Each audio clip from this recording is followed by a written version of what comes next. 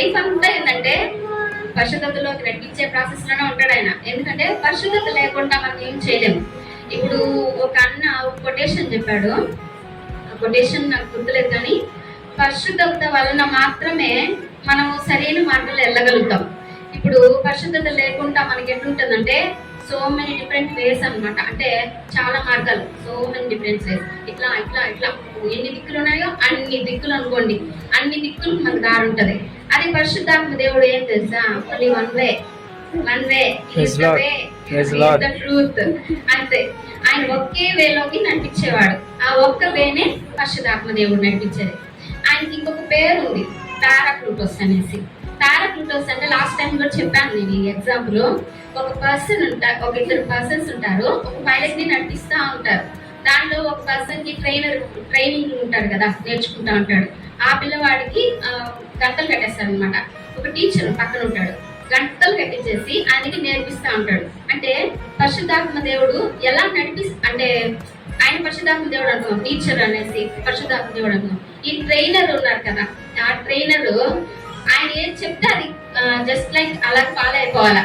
నువ్వు ఆ బటన్ నొక్కంటే గుడ్డిగా గంటలు కట్టేస్తుంటారు కదా, అది ఫాలో అయిపోవాలి. దీనిలో 2 పాయింట్లు ఉన్నాయి. ఒకటి వచ్చి పరిశుద్ధాత్మ దేవుడు ప్యాసివ్గా ఉండడము, ఇంకోటి యాక్టివ్గా ఉండడం.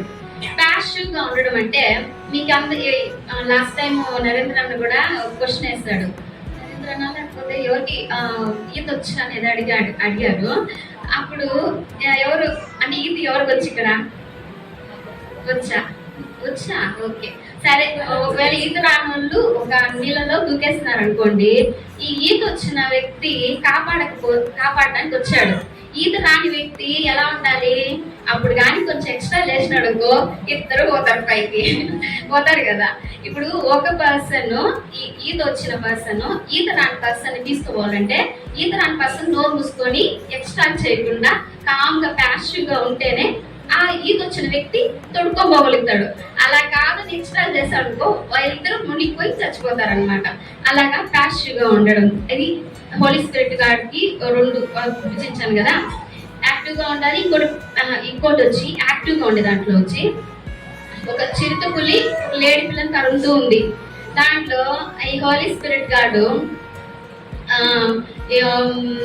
ఎట్లా అంటే చిరుతపులి అనేది సాతాన్ మనం తరుగుతున్నాడు అనుకోండి, లేడీ మనమే బలైపోయే వాళ్ళం ఎప్పుడు మనమే కదా.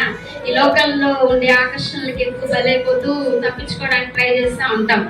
ఇప్పుడు ఈ తప్పించుకునే ప్రయత్నాల్లో ఈ పులి అనేది తరుగుతున్నట్టు లేడీ చాలా సూపర్ ఫాస్ట్ గా పరిగెడుతూ ఉంటది. అది కానీ యాక్టివ్ గా లేకుండా అట్లే కానీ ఉన్నిందనుకో, ఖచ్చితంగా ఆ యొక్క లేడీ పిల్ల చచ్చిందే. ఇంకా ఆ చచ్చిపోయిందంటే ఇంకంతే, ఇంకా దొరికిందంటే చచ్చినట్లే. అలాగే మన పాపానికి దొరికినామనుకో చచ్చిపోయినట్లే.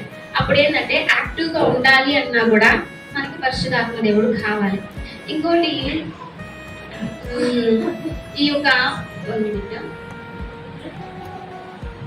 స్క్రిప్చర్ అది చదువుతుంది. 2 తిమోతి 2:22లో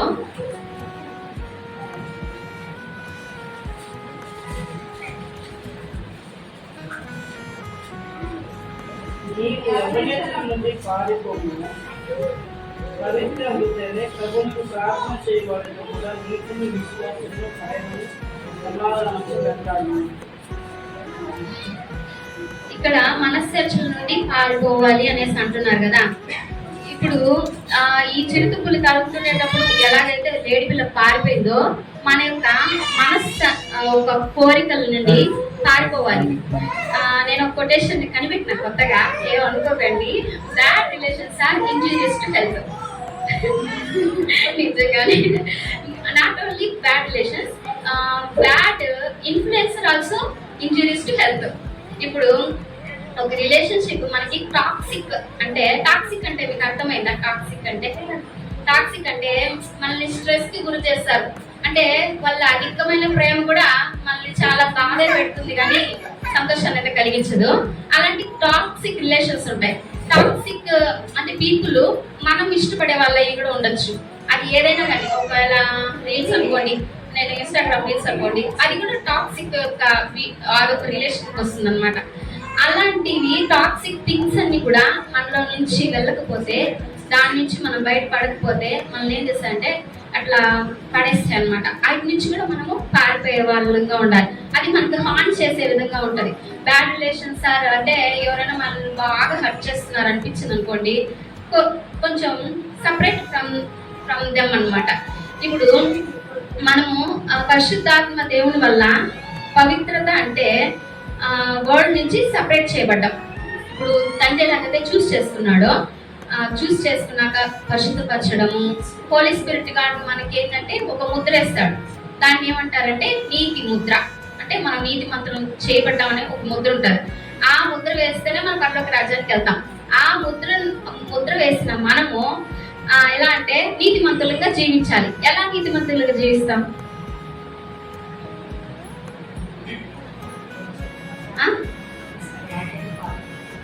ఓకే, మళ్ళా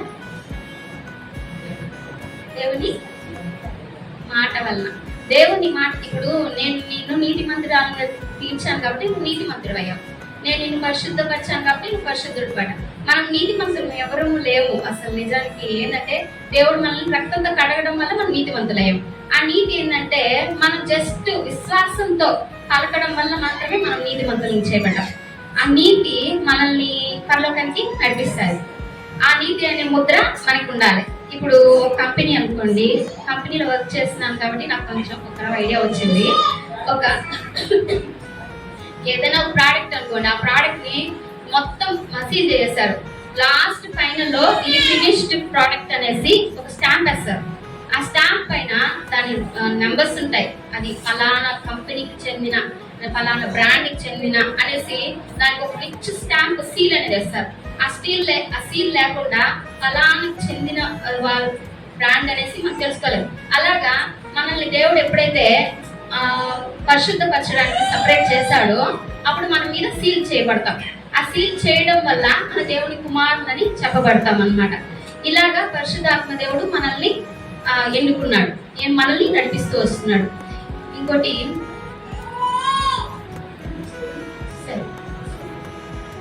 కీర్తనలు 119:9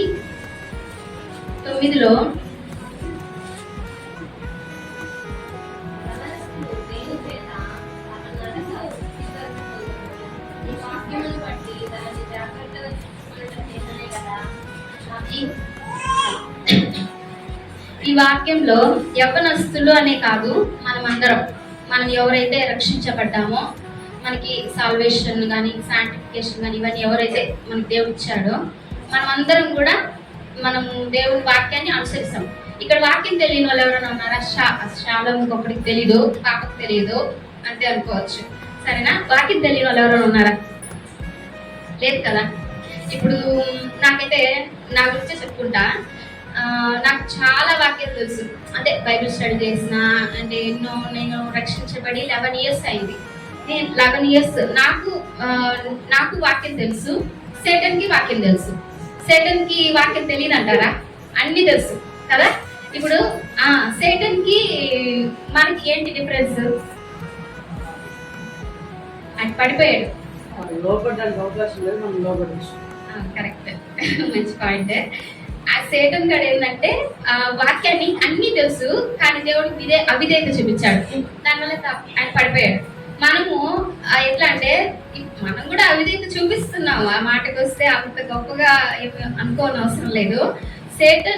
సేటన్ ని ఎలాగైతే అవిధేయత చూపించాడో మనం అలా అవిధేయత చూపించే వారంగా ఉండకూడదు. ఒకవేళ అవిధేయత చూపిస్తే మనం కూడా సేటన్ ప్లేస్ లోకి వెళ్ళాల్సి వస్తుంది.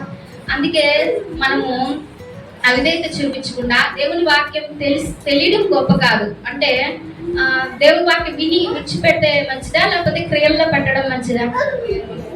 క్రియల్లో పెట్టడం మంచిది కదా. సరే, ఆయన వాక్యాన్ని అనువదించుకోవడం మంచిది. ఇప్పుడు నేను తీసుకున్న కాన్సెప్ట్ ఏంటంటే హోలీ స్పిరిట్ గాడ్ వల్ల మనం ఎలా మన లైఫ్ ని పరిశుద్ధతలోకి నడిపించుకోగలుగుతాము అనేది నేను తీసుకున్న పాయింట్. ఈ పాయింట్ లో మనం ఎలాగ మనం నడిపించబడతాము అంటే వాక్యం వింటాం, రోజు చదువుతాం, అన్ని చేస్తాం, పాటలు పాడతాం, స్తుతి ఆరాధన చేస్తాం. ఒక టైం వస్తుంది. ఆ టైంలో తపాలను పడిపోయే క్షణాలు కూడా ఉంటాయి. ఆ అంటే ఈ లోకంలో ఉండేది అంతా మొత్తం ఏమంటారు, నేత్రాశ, శరీరాశ, జీవోటం, ఇవే ఉన్నాయి కదా, మొత్తానికి ఇవే ఉన్నాయి.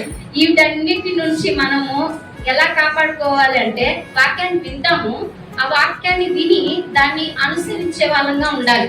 మెయిన్ పాయింట్ ఏంటంటే అనుసరించాలి. అనుసరించడము కష్టం అనిపిస్తుంది, కానీ ఒక్క వాక్యం మనం అనుసరించకుండా ఎంత వాక్యం చదివినా అంత వేస్ట్ అయిపోతుంది. ఎందుకంటే మనకు తెలిసిన వాక్యాన్ని అనుసరించకపోతే సాతాను గారు దాన్ని ఎత్తుకోబోతాడు, ఇంకా దొంగ మాదిరిగా వాడు ఎత్తుకోబోతాడు. ఇంకా ఇశ్రాయేల్ గురించి చూసుకున్నాము. వీళ్ళు అరణ్యంలో నడిపించబడుతూ వచ్చారు. నడిపించబడేటప్పుడు బాగానే ఉన్నారు, పోతా ఉన్నారు. విధేయత చూపులు వాళ్ళని ఎందుకు అంత రౌండ్ చేసి తొడుకోబోయినాడు అనుకుంటున్నారు మీరు? తిప్పి తొడుకోబోయాడు కదా, నేనైతే ఇలాగే అంటారు, తిప్పి తొడుకోబోయినాడు అనేసి. లాస్ట్ అంటే మెసేజ్ కూడా అదే చెప్పారు, వాళ్ళు నా శ్రమల గుండా తీసుకోకపోయినప్పుడే వాళ్ళు అవన్నీ నేర్చుకుంటారు అనేసి. ఇశ్రాయేలు నడిపించబడుతూ వచ్చినప్పటికీ వాళ్ళు చాలా అంటే దేవుని మాటకి అవిధేయత చూపడము. మీరు వినింటారు, ఇశ్రాయేల్ పైనకి ఎక్కువ యుద్ధాలు పోవడం జరిగింది. దేవునికి బానిసలుగా ఉన్న వాళ్ళని విడిపించాడు, కానీ ఏం చేశారు వాళ్ళు? అవిధేయత చూపించి దేవుని మీద తిరుగుబాటు చేశారు. ఆ తిరుగుబాటు చేయడం వల్ల ఆయన కోపం వచ్చింది. అంటే మామూలుగా అన్ని జనుల పైన దేవుడికి అంత వాళ్ళు పెద్దగా పట్టించుకోవాలి, చంపేస్తున్నాడు అంతే. కానీ మనుషులు అంటే తెలుసా, యుద్ధాలు చేపించి మళ్ళీ హింసించి, అట్లే ఇశ్రాయేల్ పైన అంత ప్రేమ అన్నమాట. ఎట్లా అంటే ఆయన ఎంత ప్రేమ చూపిస్తాడో అంతగా ఆయన్ని ఇట్లా మన మాట వినేలా చేసుకోవాలి అనేసి నేర్పించాలని కూడా ట్రై చేస్తాడు. ఇప్పుడు ఈ నేర్పించాలనే ప్రాసెస్ లో వాళ్ళని ఎంతగా ఆయన శ్రమను పెట్టిండొచ్చు. ఎడారులు నడిపించడము, అన్ని కూడా రాత్రి వేళ అగ్ని స్తంభమై పగటి వేళ మేఘ స్తంభమై కాపాడడానికి కూడా ఉంది.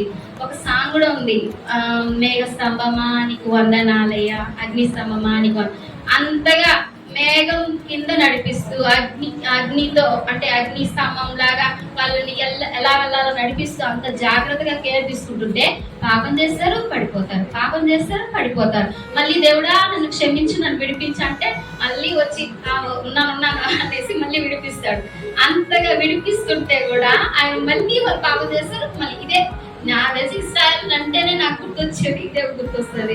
వాళ్ళని ఎందుకు పాపం చేస్తారో, ఎందుకు విడిపించాలో, ఎందుకు మళ్ళీ ప్రార్థన చేస్తారో ఇదే ఉంటుంది అనమాట. ఇశ్రాయేలు గురించి తలుచుకుంటేనే ఇదే ఉంటుంది. ఇంకా వాళ్ళని బానిసత్వం నుంచి విడిపించాడు. ఇంకోటి ఏంటంటే ఒక వాక్యం ఉంది, నీ మనస్సుని నడుము పట్టుకొని నిబ్బరమైన బుద్ధి కలవారే అనేస్తుంది. మనస్సుని అని నడుము కట్టుకోవాలంట, బుద్ధి అనేది నిబ్బరమైన బుద్ధిగా ఉండాలంట. అప్పుడు చూసుకుంటే మనం జరిగిపోయిన కాలం అంతా పాస్ట్ టెన్స్ కదా, ఇంకా జరగబోయే కాలము ఫ్యూచర్ టెన్స్. జరిగిపోయిన కాలంలో మనల్ని కాపాడినప్పుడు కృపతో కాపాడాడు.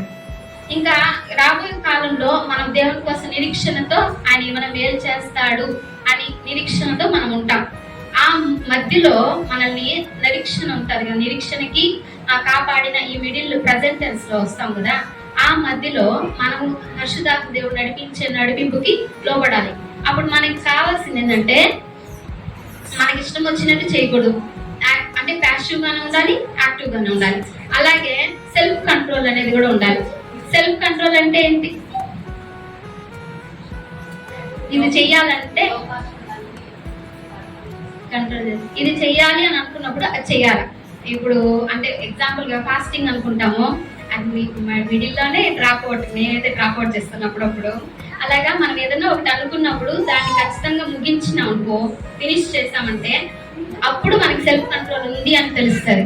ఆ సెల్ఫ్ కంట్రోలింగ్ ఆ యొక్క పీరియడ్ లో మనల్ని చాలా సాతాను గాడు ఎట్లా అంటే పడదోయాలి అలా అనేసి చాలా ట్రై చేస్తారు. కానీ ఏంటంటే మనము పరిశుద్ధాత్మ దేవుని యొక్క నడిపింపుతో మనము ముందుకెళ్లే వారంగా వాక్యాన్ని చదువుతూ, ఆ వాక్యాన్ని చదివే విధంగా కాకుండా క్రియల్లో పెట్టాలి. క్రియల్లో పెట్టినప్పుడే మనకి ఆ వాక్యం యొక్క పవర్ అనేది రిలీజ్ అవుతుంది. ఈ వాక్యాన్ని దేవుడి నుంచి ఆశీర్వదించిన దాకా ఆమేన్.